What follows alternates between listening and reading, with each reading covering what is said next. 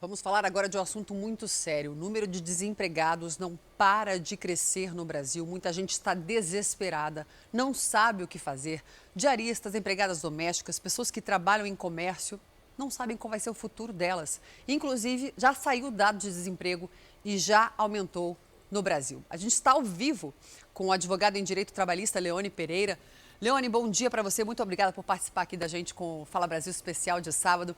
E apesar de todos os esforços, de todo mundo, o país teve 1.200.000 desempregados a mais só nos primeiros 3 meses desse ano. Isso segundo o IBGE. E deve aumentar essa taxa, Como se proteger ou como recorrer a alguma ajuda para não ficar nem sem ter o que comprar para comer? Olha, primeiro bom dia a todos que nos acompanham. Realmente a gente está agora numa segunda fase, O governo editou diversas medidas provisórias no sentido de ferramentas para a preservação do emprego e da renda, mas agora, com o retorno dos trabalhadores, por exemplo, de antecipação de férias individuais, concessão de férias coletivas, o teletrabalho, o banco de horas, a gente tem agora a situação de que muitos realmente estão perdendo o emprego. Está restando, até esse momento, a questão do auxílio emergencial, também chamado de Corona Voucher. Então, é o que os trabalhadores, desde que preenchidos os requisitos, eles podem ter acesso ao valor de R$ 600, podendo chegar a R$ 1.200, desde que preencha aqueles requisitos. Mas, realmente, a gente vem verificando não só a dispensa de muitos trabalhadores, mas efetivamente muitas empresas encerrando as atividades, infelizmente. Agora, Lidiane Sayuri, aqui direto da bancada, eu pergunto o seguinte: o governo lançou uma série de medidas provisórias para que as empresas possam atravessar também esse período e evitar as demissões. Sobre a suspensão dos contratos ou então a redução da jornada, por quanto tempo elas podem valer? Perfeito. Essas medidas elas foram trazidas pela medida provisória 936/2020, com essas duas grandes ferramentas trabalhistas: a redução proporcional da jornada e do salário e a suspensão temporária do contrato individual de trabalho. Isso pode ser feito, inclusive agora até o nosso órgão de cúpula, o Supremo Tribunal Federal, definiu que por acordo individual, isso pode ser feito por até 90 dias ou por até 120 dias, a depender de ser uma redução proporcional da jornada do salário ou a suspensão temporária do contrato individual de trabalho. Então, portanto, a gente tem ainda esse gap, esse período de até mais 90 dias ou 120 dias. E qual é o lado bom para o trabalhador? Aquele trabalhador que teve o acordo individual utilizando essas ferramentas, ele vai ter uma garantia de emprego durante esse período e mais o equivalente depois. Vou dar um exemplo didático. Imagina que alguém usou essa ferramenta, suspensão do contrato, redução da jornada, por 60 dias. Então, por esses 60 dias, ele não pode ser dispensado e pelo equivalente a mais, por mais 60 dias, ele também não vai poder ser dispensado. Então, realmente, ainda ele tem essas ferramentas para poder preservar o emprego e preservar a sua renda. É difícil, doutora? A gente tem tanta dúvida, O senhor fala bastante, a gente fica, às vezes, não consegue nem compreender. Vou te fazer uma pergunta, vamos ver se a gente facilita assim um pouquinho. Por exemplo, o patrão que resolveu não mandar embora, não mandou embora, mas reduziu a jornada. Vamos pegar como exemplo uma empregada doméstica. Você vem agora só 3 vezes na semana, fica com um horário mais reduzido, ou 2 vezes. O salário também baixa, não? É assim, deixa eu tentar ser o mais didático possível para quem nos acompanha. Essa redução, vamos falar da redução da jornada com a redução do salário, que eu acho que é para compreender bem. A medida provisória trouxe 3 possibilidades: 25%, 50%, 70%. Agora vamos imaginar que reduz o salário por 50%.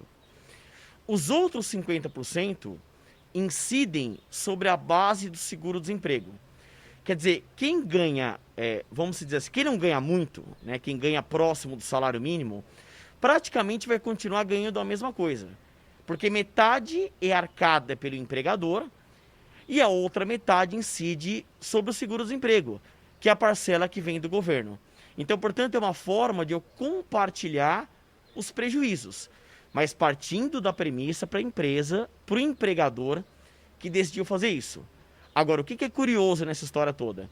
Que há uma polêmica se essas medidas provisórias são também aplicáveis aos domésticos. Porque não veio nenhuma medida provisória específica para os domésticos. Elas chegam até mencionar a lei que regulamenta os direitos dos domésticos. Mas há uma controvérsia, infelizmente, se os domésticos têm direito ou não a todas as ferramentas. Quer dizer, no direito tudo é polêmico e é mais uma polêmica, e isso vai gerar milhares, alguns já chegam a dizer milhões de ações na Justiça do Trabalho.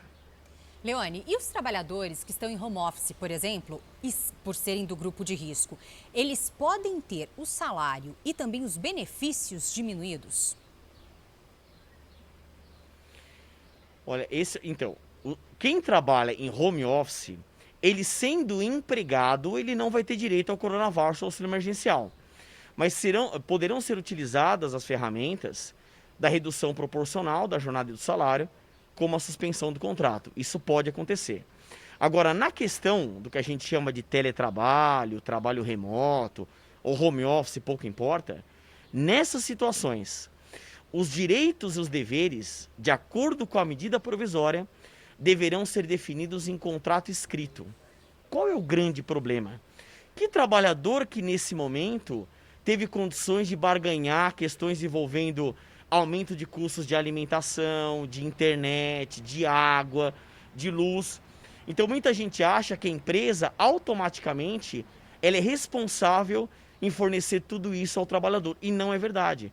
A medida provisória diz que direitos e deveres deverão ser definidos em contrato. O contrato feito na hora, ou feito depois, mas definido em contrato. O que a gente verifica na prática, e na minha militância prática como advogado, que infelizmente ou não houve esse contrato, a grande maioria, ou até houve, mas o trabalhador ele não teve qualquer direito a barganhar melhores condições de trabalho.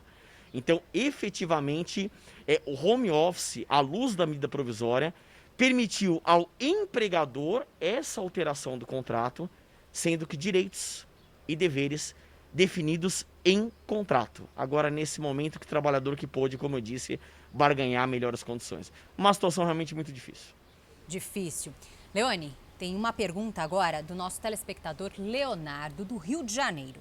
É o seguinte, a empresa pode impor ao trabalhador o período de férias? Olha, essa é uma dúvida muito comum. Infelizmente pode, tá?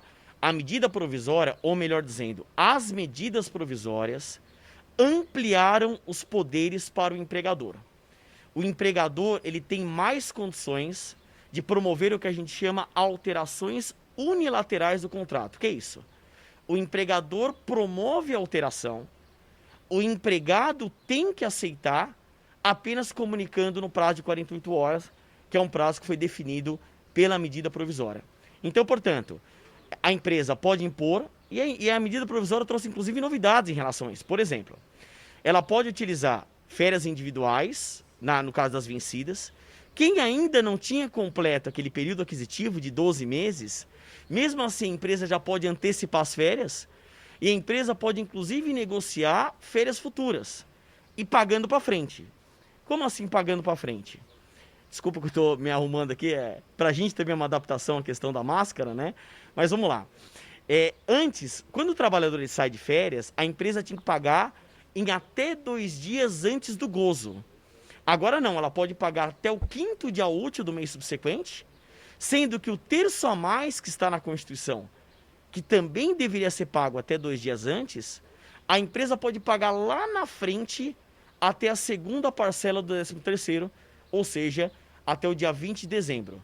Então, não apenas a empresa impor isso, como pagar para frente a questão da remuneração das férias. Tá certo, Leone. Muito obrigada pela participação. Leone Pereira, ele que é especialista em direito trabalhista, participando aqui do Fala Brasil Especial de sábado.